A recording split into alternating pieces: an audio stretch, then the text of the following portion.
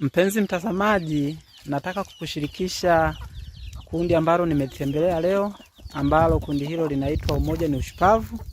Kundi hili linapatikana katika kata ya Ilagala na wao wanajishughulisha zaidi katika ufugaji wa kuku, ufugaji wa mbuzi kama mnavyoweza kuona hapo, lakini kuku nadhani unawaona hapo, na hili ndilo banda lao. Wameamua kufuga kisasa zaidi. Vijana hawa wamejikomiti kweli kweli kuhakikisha wanaiendeleza kata ya Ilagala na hasa katika kuwezesha mradi huu. Kwa hiyo unaweza kuwaona hapa na huyu ni mwenyekiti wa kundi, anaitwa Bwana Hussein Mnyabuta, lakini akiwa na mwenzake. Kwa bahati mbaya sikufanikiwa kumkuta mwingine ambaye anashirikiana nao, lakini kwa kweli vijana hawa wanapambana sana. Jamani, habari zenu? Salama.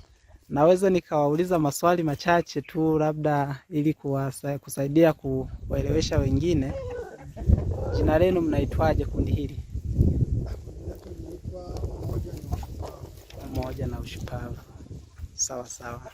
Naona mnaendelea kupambana. Ndio, tunapambana. Sawa sawa.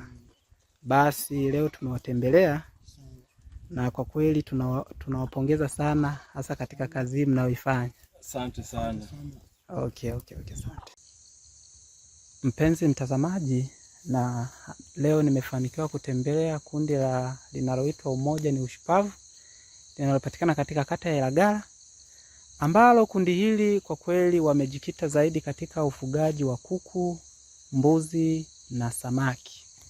Na kama mnavyoweza kuona hapa, hili ni bwawa ambalo wao wanafugia samaki hao. Bwawa hili mpenzi mtazamaji, kuna samaki wa aina mbalimbali kama ngege, kuna samaki aina ya kambale. Na aina gani ya samaki vile tena iliyoko humu jamani? Naweza mkanisaidia? Ni hao? Kwa vijana hao kwa kweli wamejitahidi, wanapambana, wanahakikisha kuona kwamba mradi huu wa GeroH umewapatia mafunzo ya kutosha na wao wanayafuata na kuhakikisha wanayatekeleza vizuri. Kwa hiyo kama mnavyoweza kuona hapa, humu kuna samaki na vijana wenyewe ni hawa, japokuwa yupo ambao hawakuweza kufika kulingana na majukumu kadhaa.